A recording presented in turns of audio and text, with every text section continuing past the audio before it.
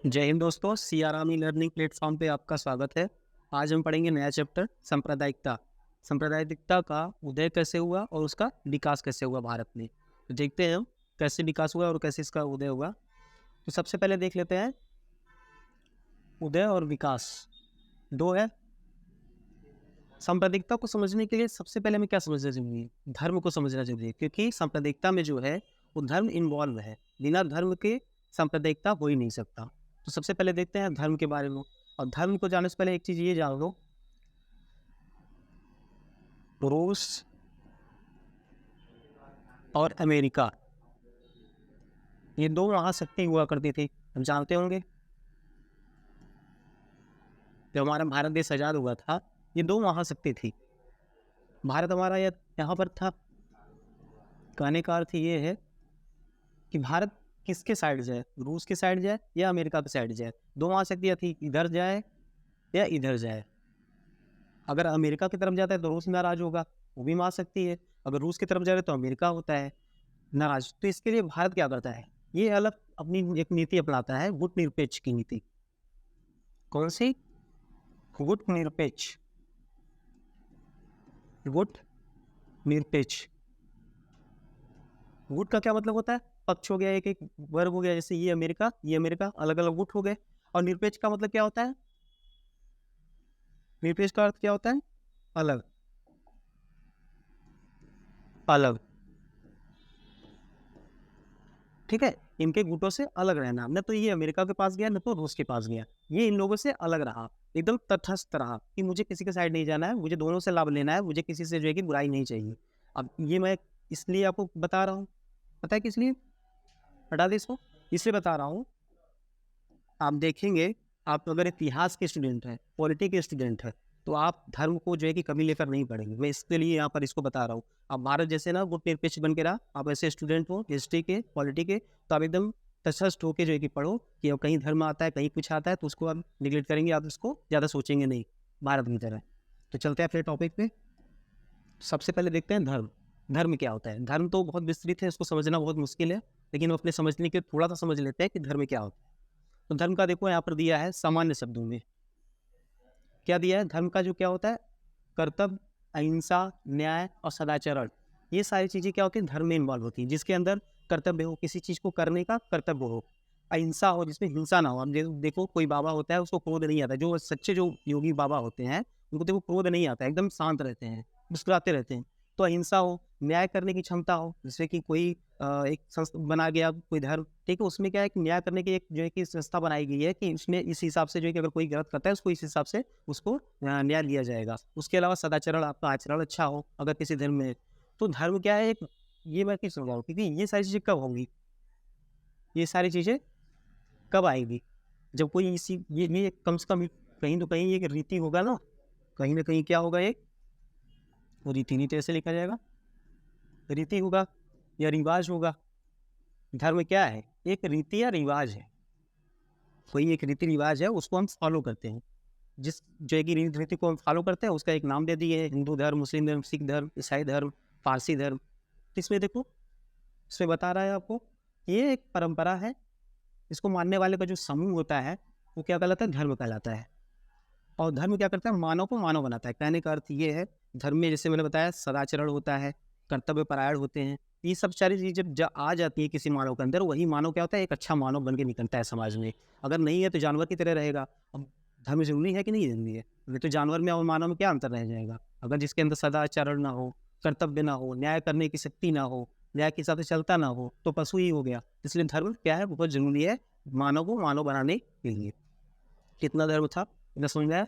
एक लाइन में ये है कि जिस रीति रिवाज को हम फॉलो करते हैं, जिसके रूल को हम फॉलो करते हैं, उसको एक नाम दिया जाता है। जैसे हिंदू धर्म में हमारा क्या है, जैसे हिंदू धर्म में आप समझ लेते हैं थोड़ा सा, दो धर्म को ज़्यादा वो होता है, आप जानते हैं, हिंदू एक मुस्लिम, दो धर्म है। इन दोनों धर्म में देखिए, अगर कोई हिंदू धर्म में है तो क्या करेगा? वो मूर्ति पूजा करेगा, मूर्ति पूजा। और यही मुस्लिम मूर्ति पूजा नहीं करेंगे। समझ में आया? दूसरा, ये पुनर्जन्म को मानते हैं। और ये पुनर्जन्म को नहीं मानते हैं। तो इनका रीति क्या है? मूर्ति पूजा है। इनका रीति क्या है? मूर्ति पूजा को नहीं मानना है, निराकार को मानना है, जो ईश्वर है निराकार है, उनका कोई आकार नहीं है। क्लियर हुआ? तो ये एक रीति है, उसी को हम क्या कहते हैं? धर्म कहते हैं। ये बहुत विस्तृत है, मैंने बताया, इसको समझना बहुत मुश्किल है, लेकिन एक समझने के लिए, सांप्रदायिकता को समझने के लिए थोड़ा सा समझ लिए, अपने दिमाग में ले लिए कि धर्म क्या होता है। अब नेक्स्ट देखते हैं, नेक्स्ट हम देखते हैं सांप्रदायिकता पे आते हैं। ये देखिए लोगो है, चिन्ह है सभी धर्मों का, इसको आप देख सकते हैं। नेक्स्ट देखते हैं सांप्रदायिकता। सांप्रदायिकता होता क्या है? सबसे पहले इसको देखते हैं।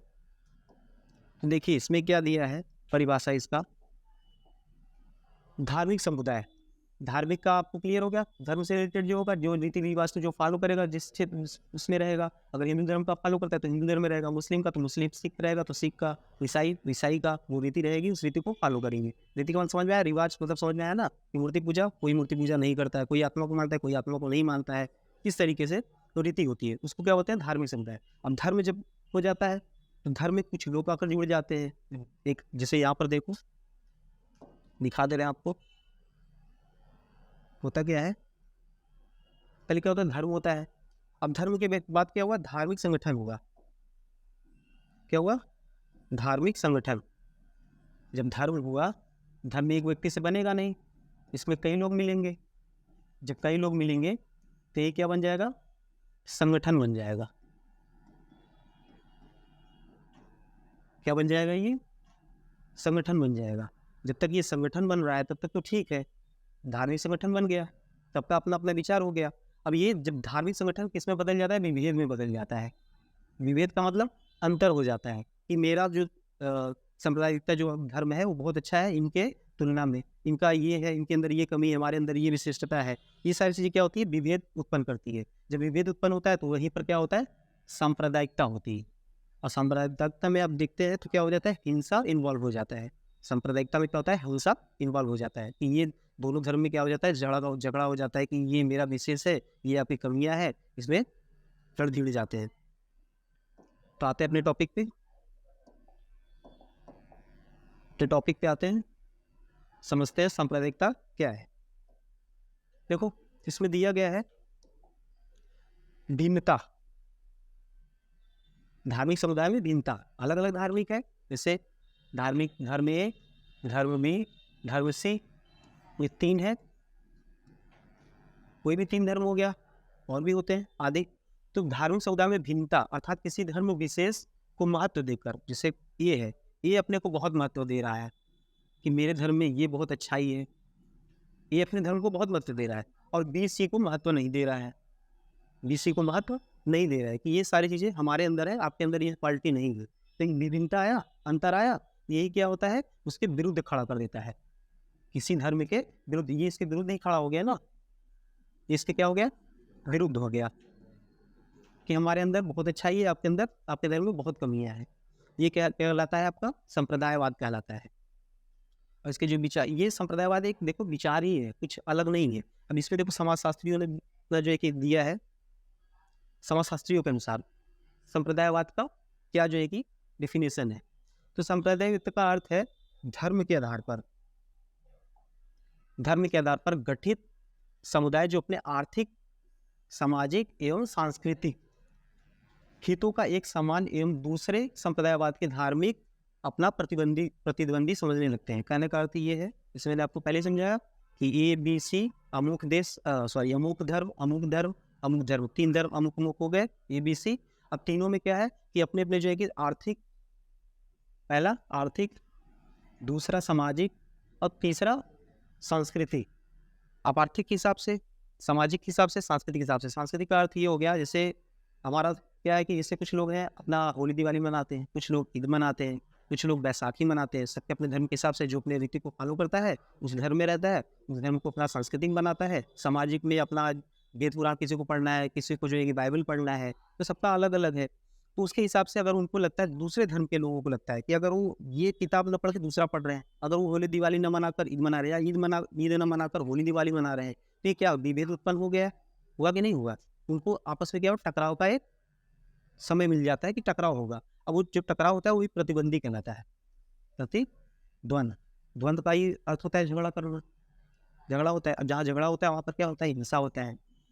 आप इतना याद रखिए, इसमें मैंने लिखा नहीं इसलिए मैंने लिख रहा हूँ यहाँ पर, ताकि वो दिमाग में याद हो जाए कि हिंसा जहाँ पर हो जाएगा वहाँ पर सांप्रदायिकता उत्पन्न हो जाएगी। जिससे आप सुनते हो न्यूज़पेपर में आता है कि दो समुदाय में झड़प हो गया, लड़ाई हो गई, सांप्रदायिकता को जो है कि बढ़ावा मिल गया। ये सारी चीज़ें क्या है कि एक धर्म जब दूसरे धर्म से झगड़ा कर लेते हैं, एक दूसरे धर्म के ऊपर हावी होने लग जाते हैं कि मेरा विशेष है, मेरा विशेष है, वहीं पर क्या है, सांप्रदायिक विविधता उत्पन्न हो जाती है। इतना क्लियर हुआ सांप्रदायिकता? नेक्स्ट देख लेते हैं। ये आपको मैंने समझा दिया कि धार्मिक संगठन तो बनता है, ठीक है, उसका विकास करते हैं, अपना अपना धर्म बनाते हैं। उसके बाद धार्मिक जब विभेद करने लग जाते हैं, अंतर करने लग जाते हैं, तो फिर वही उत्पन्न हो जाता है हिंसा, जो कि सांप्रदायिकता उत्पन्न करता है। नेक्स्ट देखते हैं। अब सांप्रदायिकता का स्वरूप क्या था भारत में? भारत में सांप्रदायिकता का स्वरूप, भारत में सांप्रदायिकता का स्वरूप हम देखोगे, जब अंग्रेज भारत में आए तो उन्होंने देखा कि यहाँ पर हिंदू मुस्लिम है, इनमें एकता भी है, क्योंकि शासन तो करते थे, कहीं कहीं होता ही है उतना, ठीक है, रहता है, लेकिन कहीं ना कहीं इनको देखा कि एकता है, अगर इनको हम तोड़ देंगे तभी हम भारत पे शासन कर पाएंगे, अन्यथा हम नहीं कर पाएंगे, क्योंकि हम मुट्ठी भर है। अंग्रेज जो थे क्या थे, मुट्ठी भर केवल थे। और देखो कितना छोटा देश था, लेकिन भारत पे आकर जो है कि भारत के अलावा भी कितने देशों पर वो शासन कर रहे थे। क्यों कर रहे थे? उनके अंदर एक नीति वो अपनाते थे, क्या, फूट डालो शासन करो, फूट डालो शासन करो, फूट डालो शासन करो, इस नीति को अपनाते हैं। यही नीति ये अपनाते हैं भारत में भी, कि यहाँ पर क्या करना है, हिंदू मुस्लिमों को तोड़ना है। पहले तो हिंदू मुस्लिम जागृत, क्योंकि जो भी अक्सर देखेंगे आप बाद में सिख का आता है, मैंने 1757 इसमें क्या होता है, फ्लासी का युद्ध होता है, फ्लासी का युद्ध। फ्लासी का युद्ध जब होता है, अब देखते हैं बंगाल पे इनका कब्जा हो जाता है, और बंगाल के मेन जो रहता है दीवानी पर कब्जा होता है। दीवानी का अर्थ ये हो गया जहाँ पर पैसे का लेन देन होता है, पैसे जहाँ पर इकट्ठा होती है, दीवानी जहाँ पर धन इकट्ठा होता है, इससे राजस्व जहाँ पर मिलता है, दीवानी, दीवानी पर इनका कब्जा हो गया। अब इनको डर रहता था, क्या डर रहता था कि कहीं मुस्लिम ऐसा ना हो कि वही ऐसा हो कि हमारे ऊपर फिर से जो है कि आक्रमण कर दे और हमारा जो वर्चस्व है वो फिर से हट जाए। तो इसमें क्या था, हिंदू और मुस्लिम मिले हुए थे, वो क्या करते थे, एक साथ रहते थे, और एक साथ जो है कि इनका शासन भी चलता था। तो इन्होंने क्या किया, इसको तोड़ने के 1757 के बाद भी इन्होंने क्या किया, तोड़ने की कोशिश की। 1757 के बाद आप जानते हैं 1764 में भी एक युद्ध हुआ, बक्सर का युद्ध, जो कि एकदम निर्णायक युद्ध हुआ। इसको तो लोग मानते हैं कि इतना ज़्यादा बहुत बड़ा युद्ध नहीं था, एक कूटनीति था, जिसको कि इसके निर्बख्शी वगैरह को मिला लिया था अंग्रेज ने, ठीक है, मीर जाफर वगैरह जो थे उनको मिलाकर जो है कि क्या किया, कब्जा कर लिया बंगाल के दीवानी पे। 1764 का जो होता है बक्सर का युद्ध, बक्सर के युद्ध में क्या होता है कि ये पूरी तरीके से निर्णायक युद्ध माना जाता है, जिसमें इन्होंने, अंग्रेजों ने क्या किया, मुस्लिमों को पूरी तरीके से हराकर और अधिकार कर लिया। अब यहीं से पूरा बीच जो है कि पड़ जाता है किसका, भारत में अंग्रेजों का, कि अब अंग्रेज शासन यहाँ पर करेंगे। तो इसके का क्या रहता है, इसमें केवल ऐसा तो रहता नहीं है कि इसमें जो है कि केवल मुस्लिम ही रहते हैं, इसमें हिंदू भी रहते हैं। इसलिए हिंदू मिलकर जो है कि क्या करते हैं, शासन करते हैं। तो इन्होंने क्या किया, वहाँ पर तोड़ने की स्टार्टिंग कर दिया कि अब यहाँ पर उनको हम तोड़ेंगे, जब इनको तोड़ेंगे तभी ये हमारे इससे जो है कि क्या करेंगे, हम इस पर कब्जा कर सकते हैं। इसमें देखो दिया गया है कि अब देखो 1793 बंगाल का अस्थाई बंदोबस्त इसी उद्देश्य से लाया गया था। 1793 का बंदोबस्त से मैंने बताया था एक बार आपको, शायद सिलेबस में या किसी में मैंने बताया था, 1793 का अस्थाई बंदोबस्त लाया गया था। अब मैंने बताया ना कि इनको कहीं ना कहीं डर था, अंग्रेजों को क्या डर था कि कहीं मुस्लिम कोई ऐसा ना आ जाए जो कि आक्रमण करके शासन संभाल ले। इसके लिए इन्होंने क्या किया, मुस्लिमों को दबाना स्टार्ट कर दिया। इनको जो है कि दबाने के स्टार्ट यानी कैसे कर सकते थे, इनको हिंदुओं को बढ़ावा दिया। जो मुस्लिम थे उनको दबाना स्टार्ट किया, हिंदुओं को क्या किया, ऊपर उठाने की कोशिश की है। जब इनको हम ऊपर लेकर आएंगे तो ऑटोमेटिक ये नीचे दब जाएंगे मुस्लिम, ऐसा इनका सोच था। इसके लिए उसने क्या किया, जो हिंदू थे उनको बढ़ावा दिया। 1793 अस्थायी बंदोबस्त किया, जिसमें जमींदारी प्रथा आ गई। अब जमींदार किसको बनाया गया, हिंदुओं को बनाया गया। जमींदार किसको बनाया गया, हिंदुओं को बनाया गया।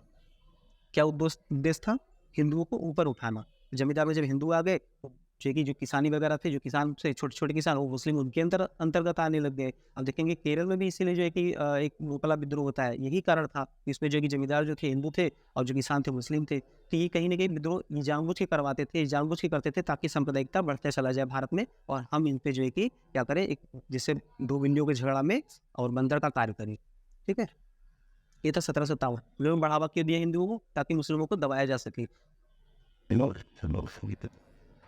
नेक्स्ट देखते हैं 1857 की स्थिति। 1857 के बाद की जो स्थिति थी 1757, उसके बाद 1857 की बात होगी 100 साल बाद। अब 1857 में हम जानते हैं कि 1857 में एक क्रांति हुई थी। 1857 में 1857 में एक क्रांति हुई थी। अब इस क्रांति का लोग अपने-अपने हिसाब से एनालिसिस कर रहे थे। ठीक है? क्या कर रहे थे? जैसे कुछ लोग बोल रहे थे कि ये सभ्यता और बर्बर के बीच का एक विद्रोह था। ठीक है? और इसी में से एक है आउट्रम और डब्ल्यू टेलर। एक और ये दो ऐसे लेखक थे, इन्होंने क्या कहा, ये हिंदू और मुस्लिम का षड्यंत्र है। किसके खिलाफ? अंग्रेजों के खिलाफ, हमारे खिलाफ। मतलब हमारे नहीं, वो अपने के लिए बोल रहे थे। ये टेलर और आउट्रम ये बोल रहे थे कि हमारे खिलाफ, मतलब अंग्रेजों के खिलाफ ये हिंदू मुस्लिम का षड्यंत्र है। ये दोनों मिलकर हमें सत्ता से उखाड़ना चाहते हैं, हटाना चाहते हैं। इसके लिए क्या किया इन्होंने? एक नियम लेकर आया। देखो, अपने खुद का इन्होंने बनाया। क्या बनाया? फूट डालो और राज करो। इसमें देखो सांप्रदायिकता में यही मेन है, फूट डालो और शासन करो का ही नीति है। तभी सांप्रदायिकता को इसीलिए बढ़ावा देते हैं। इसीलिए देखो किस तरीके से, ये तो अभी शुरुआत है, मैं तो एक मतलब बता रहा हूँ, भूमिका बता रहा हूँ। अभी आगे देखो कि किस तरीके से आप पढ़ भी चुके हैं उसको। बस इसमें अब मैं इसको इम्प्लीमेंट करूँगा। तो उसमें क्या दिया है? करो की नीति को व्यापकता से लागू किया गया। इस नीति में आरंभ भारतीय सेना से किया गया। भारतीय सेना से कैसे किया गया? 1857 की क्रांति आप जानते हैं होता है। उसके बाद क्या करते हैं? ये पहले जो भारतीय की जो संख्या थी सेना में, उसको कम कर दिया जाता है। उसके बाद देखो, पहले ये हिंदू मुस्लिम को अलग कर रहे थे। जमींदार को बढ़ावा दे दिया, हिंदू जमींदार को, ताकि मुस्लिम दब जाए। उनको शिक्षा नहीं देते थे, जैसे नौकरी वगैरह हो गई। अब इसमें भी देखो यही करते हैं, नौकरी मुसलमानों को नहीं देते हैं। अब जब नौकरी नहीं देंगे तो शिक्षा नहीं लेंगे। उनको भाई अपना पेट पालना है तो कुछ भी करेंगे। अब उसमें उनको कौशल विकास नहीं हुआ, कौशल जो कुशलता आती है वो नहीं हुआ। हिंदुओं को अच्छी शिक्षा देने लगे और उनको नौकरी देने लग गए, तो बढ़ावा मिला। अब इसमें देखो 1857 के बाद क्या करते हैं? 1857 के बाद इन लोग क्या करते हैं? अब भारत के हिंदुओं थे, हिंदुओं में भी बांटना स्टार्ट कर दिए। तब हिंदुओं को मुस्लिमों से बांटे, अब हिंदुओं को भी बांटना स्टार्ट कर दिए। किस में बांट दिए? भारतीय जो सेना थी, पहले सब एक ही नहीं होते थे कि ये हिंदू हुए। अब क्या कर दिया? सिख रेजिमेंट बना दिया। 1857 के बाद की बात दिखा रहा हूँ। Sikh regiment, Sikh regiment. उसके बाद देखो राजपूत रेजिमेंट, राजपूत रेजिमेंट। ऐसे करके क्या करते हैं? भारतीयों को बांटता चला गया।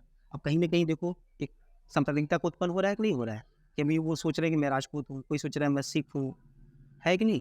कोई सोच रहा है मैं मुस्लिम हूँ, तो मेरा अधिकार अलग है, मेरा अधिकार अलग है, मैं सबसे श्रेष्ठ हूँ। ये सारी चीज़ें भावना कौन डाल रहा था? अंग्रेज डाल रहे थे। क्यों डाल रहे थे? क्योंकि उनको फूट डालो और शासन करो की नीति करना था। और फूट डालो शासन करो, ये नीति क्या थी? सांप्रदायिकता का एक बीज था। ये था 1857 की क्रांति।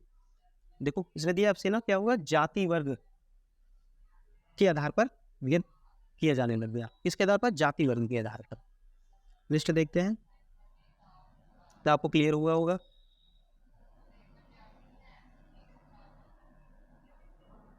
अब देखते हैं 1905 का बंगाल विभाजन। 1905 का बंगाल विभाजन। अब 1905 का बंगाल विभाजन मैंने आपको पढ़ाया है, आपको याद होगा। लॉर्ड कर्जन था, बंगाल का विभाजन करता है, बताता है कि प्रशासन में जो है कि बहुत दिक्कतें आ रही हैं, क्योंकि बहुत बड़ा क्षेत्र है। इसके लिए जो है कि हम प्रशासन नहीं कर पा रहे, इसके लिए हम इसका बंटवारा करते हैं। लेकिन ऐसा कुछ नहीं था। 1905 का जो विभाजन था वो सांप्रदायिकता को बढ़ावा के लिए किया गया था, ताकि हिंदू और मुस्लिम एकदम से अलग हो सके। अब तक देखो क्या था, अब तो ये मैंने बताया कि दिमाग में इन्होंने डाल दिया था कि आप राजपूत हो, आप सिख हो, आप मुस्लिम हो, ऐसा कर दिया था। लेकिन अब ये दिमाग से, विचार से निकाल कर, अब तक वैचारिक था कि हम, मतलब मैं ये हूँ, मैं ये हूँ, ये विचार था। अब विचार के बाद इन्होंने क्या किया? भौगोलिक आधार पर कर दिया। भौगोलिक आधार पर लालच देखो बढ़ा रहा है। भौगोलिक आधार पर बांट दिया। अब ये पढ़ा होगा आप लोग, 1911 में बंगाल विभाजन रद्द भी कर दिया गया था। लेकिन देखो जिसके लिए वो महत्वाकांक्षी उनका था कि शासन करना है, इनको बांटना है, वो चीज इन्होंने कर दिया था। देख किस तरीके से, भौगोलिक आधार पर। भौगोलिक आधार पर मतलब जमीन के आधार पर, भूमि के आधार पर इन्होंने बांट दिया। क्षेत्र अलग अलग कर दिया, ये देखो आपका क्षेत्र, ये देखो आपका क्षेत्र है। संख्या के हिसाब से इन्होंने क्या कर दिया, दोनों हिंदू मुस्लिम को बांट दिया। अब कहीं ना कहीं जब ये रद्द हुआ तो मुस्लिमों को लगा कि ये तो हमारा जो है कि लॉस है, हमारा घाटा है, हमारी हानि हो रही है, हम जो है कि इसको कैसे बर्दाश्त करें। तो यही तो चाहते थे अंग्रेज कि ताकि मुसलमान जो है कि उभरे। और जो है कि मेन क्या था, कांग्रेस था, कांग्रेस में सभी लोग इकट्ठा होते थे। अब वहाँ से उनको विमुख करना था, मुसलमानों को वहाँ से निकालना था मुस्लिमों को, ताकि ये दोनों एकता ना हो सके, ये दोनों अलग हो जाए। जब अलग हो जाए तो हमारे खिलाफ खड़े नहीं हो सकते हैं। तो भौगोलिक आधार पे किसको बांट दिया, हिंदू मुस्लिम को बांट दिया। तब वैचारिक आधार पे बांट रहा था कि देखो तुम ये हो, तुम ये हो, मैंने दिमाग में बांट दिया। अब सबका अलग अलग क्षेत्र दे दिया मैंने, कि ये क्षेत्र मैंने आपको दे दिया, तो अब आपको लालच हो जाएगा, ये मेरा क्षेत्र है। अब उस पर कोई अगर कब्जा करेगा, कोई कुछ करेगा तो आपको बुरा लगेगा। तो ये चीज़ इसने क्या कर दिया, भौगोलिक आधार पर कर दिया। ये इसका माइंड था। अब क्या करते हैं, बंगाल विभाजन ये जानते हैं कि अब जो है कि पूरा रद्द कर दिया गया था। जो चीज़ मैंने समझाया, ये चीज़ें आप पढ़ेंगे एक बार तो समझ में आ जाएगा। अब देखो मुस्लिम लीग की स्थापना, मुस्लिम लीग की स्थापना 1905 में मैंने बताया, बंगाल विभाजन हुआ, 1911 में रद्द हो गया। अब कहीं ना कहीं मैंने बताया कि दिमाग में बैठ गया कि मेरा अधिकार है। इसके पहले मेरे जो है कि हमारे लोग शासन कर रहे थे पूरे भारत में, जैसे कि मुगल शासन था। इनको दिमाग में ये बैठ गया ना कि अब हमारे जो है कि पूर्वज जो है कि शासन करते थे भारत में, तो ये हमारा अधिकार है। अब मुस्लिम लीग की स्थापना हुआ। अब होता क्या है, ढाका के एक नवाब थे, समीउल्लाह समीउल्लाह खां। इन्होंने क्या किया, एक प्रपत्र के द्वारा मिंटो को जो है कि क्या करते हैं, पत्र भेजते हैं कि हमें जो है कि अधिकार चाहिए, हम कैसे ऐसे भारत में रहें। और वो भी चढ़ाता है कि हाँ बिल्कुल है, आपका अधिकार है, आपके पूर्वज लोग जो है कि भारत पे शासन करते थे, तो आपका पूरा अधिकार होना चाहिए। तो इसने क्या किया, समीउल्लाह खान ने परिपत्र लिखा। उसके बाद आप देखते हैं मोहसिन उल मुल्क तथा नवाब बकार उल मुल्क, ये दोनों थे, ये दोनों अध्यक्ष ही थे, दोनों अध्यक्ष उपाध्यक्ष थे। और इसके नेतृत्व में पूरी बंगाल में क्या करते हैं, मुस्लिम लीग की स्थापना करते हैं। मुस्लिम लीग की जब स्थापना हो जाती है तो कहीं ना कहीं देखो सांप्रदायिकता है कि नहीं है, नाम ही है इसका मुस्लिम लीग। तो मुस्लिमों को आकर्षित करना था। अब ये चीज़ अंग्रेज क्यों कर रहे थे, क्योंकि कांग्रेस से पूरे मुस्लिम जो पढ़े लिखे थे उनको अलग करना था, ताकि हिंदू अलग हो जाए, मुस्लिम अलग हो जाए, दोनों आपस में टकराए और हम इसका पूरा फायदा उठाते रहे। ये है सांप्रदायिकता। तो क्लियर हुआ। आगे देखते हैं इसके। देखो ये है ना, बताया मैंने ना कि क्या था, उनको विमुख करना था, कांग्रेस से विमुख करना था। किसको, मुसलमानों को। किससे, हिंदुओं से। कांग्रेस से इन्होंने क्या कर दिया, अलगाव कर दिया। ये था सांप्रदायिकता का बीज बोना। पहले दिमाग में बोया, फिर भौगोलिक क्षेत्र में बोया, अब क्या कर दिया, एक संस्था बनवा दिया जिससे कि एकदम अलग हो जाए। देखो धीरे धीरे किस तरीके से बीज बोते। अब जब कोई बीज बोएंगे तो क्या होगा, धीरे धीरे पौधा तो बढ़ेगा ही, और पौधा जब बढ़ेगा तो और भी नाश करेगा। यही तो आगे चल के जो है कि पाकिस्तान की मांग उठता है, सांप्रदायिकता का ही दिन था। इसका नेक्स्ट देखते हैं। अब देखो, अब जब संस्था बन गया, मुस्लिम लीग का स्थापना हो गया 1906 में, संस्था बन गया, तो वो तो मांग अपना करेंगे कि अब हमें अलग से सीट दीजिए, हम उस पर जो है कि शासन कर सके जब हमारे पूर्वज करते थे। तो पृथक निर्वाचन मैंने आपको पढ़ाया था कि एक क्षेत्र होगा, एक विशेष क्षेत्र होगा, एक विशेष क्षेत्र होगा। उस विशेष क्षेत्र में क्या करेंगे ये, उस विशेष क्षेत्र में क्या करेंगे, मुस्लिम को देंगे। अब तक भौगोलिक क्षेत्र पे बांटे थे, मैंने बताया आपको कि भूमि के आधार पर बांट दिए थे। अब भूमि के आधार पर जब बांट दिए तो उनको अब लालच हो गया कि मेरा भूमि तो जब रद्द होने के बाद कि मेरा तो भूमि चला गया, अब मेरे अधिकार में नहीं रहा। तो उनको जो है कि फिर से कामयाब करने के लिए क्या किया इन्होंने, ये व्यवस्था लाया, पृथक निर्वाचन का लेकर आया कि आपको जो है कि जो क्षेत्र है आपको इस तरीके से नहीं तो इस तरीके से मिल सकता है, कि आप चुनाव लड़के जो है कि अपना क्षेत्र हासिल कर सकते हैं। मुस्लिमों के लिए क्या कर दिया कि उम्मीदवार मुस्लिम ही रहेंगे,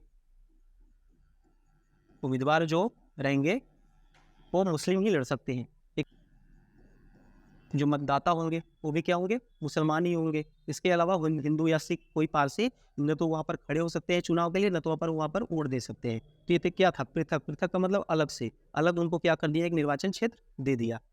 ये था आपका पृथक निर्वाचन प्रणाली। तो ये चीज़ मैंने आपको पहले भी क्लास में पढ़ा दिया है, बस इसमें थोड़ा सा इंप्लीमेंट करना है। आप पढ़ेंगे एक बार तो सारी चीज़ें क्लियर हो जाएगी। नेक्स्ट देखते हैं, पृथक निर्वाचन तक आपका ये क्लास है। ओके, धन्यवाद। नेक्स्ट क्लास में और पढ़ेंगे इसके आगे, ठीक है।